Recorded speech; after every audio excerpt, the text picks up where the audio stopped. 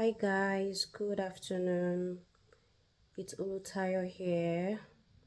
It's been a minute.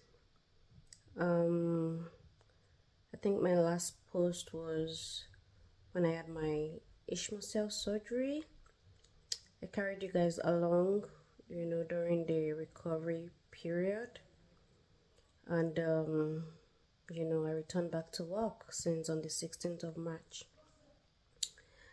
But on the other side, I had to go back to my doctor for a follow-up after my surgery, and trust me, things took another turn. It's been a long road. It's been a long road. This whole thing actually started in September 2025, and I'm sure I carried you guys along when I talked about how I discovered I had an Ishmael cell condition that required a need for surgery. And after that surgery, usually after any surgery, the tissues taken out would be taken for pathology, for testing to know if there's any need for further treatment, or everything is fine, if it's cancerous or non-cancerous. So yes, I received a call from my doctor. No, actually, I went for my post-ops meeting with the doctor on the 9th of March, and it wasn't a very pleasant discussion. So three things were checked on the tissue. Two were outrightly benign, but the third one was inconclusive as at the time of that that appointment. And what my doctor told me was that once the results finally comes out, I won't be seeing her anymore. She was going to refer me to a specialist. And that was when I knew that something was actually going on.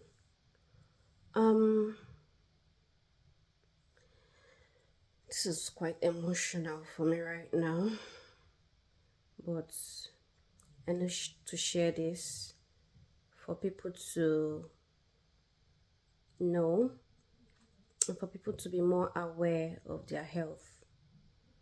I returned back home and started doing my personal research, and what I found was unpleasant. The doctor didn't say much that day. She was waiting for the results to come out before saying anything concrete. But from the tone of her voice and how the conversation went, I knew there was something she was not saying.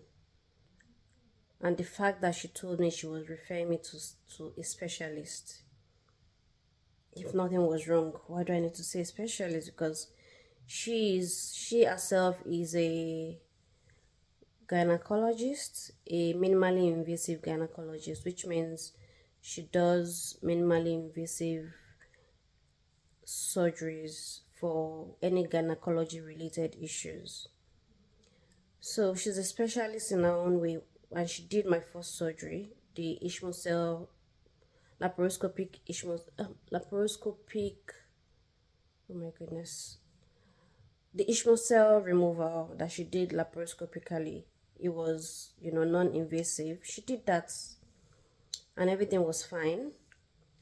And then she telling me she was going to refer me to a specialist, of course, put a lot of questions in my mind.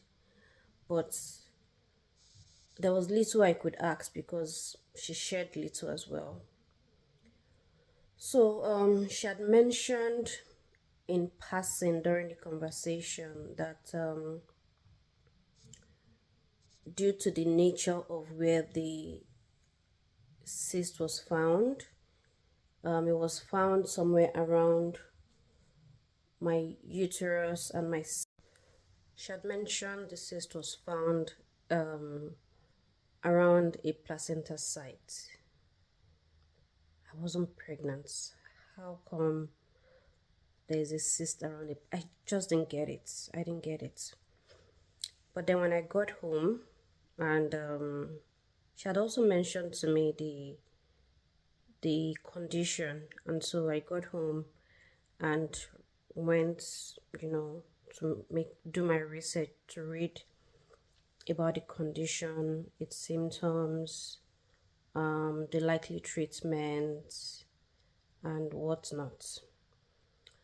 But since it wasn't conclusive, I was just trying to put my mind at rest as much as possible and hoping for a miracle that the result will come back completely normal without me needing further surgeries, or treatment. So fingers crossed, I was hopeful. But I kept reading, checking, reading people's cases, and it's quite a rare condition. It's called epithelioid trophoblastic tumor. If you know what that means. Epithelioid trophoblastic tumor. It's a gestational disease. Guys, it wasn't funny. I read about it. I looked at what could be the cause. So, it's a lot. I've been through a lot, guys. From March up until today. Today is 16th of June, 2026. I'm recovering, and I will share everything I can. The summary of this is I had to do another surgery.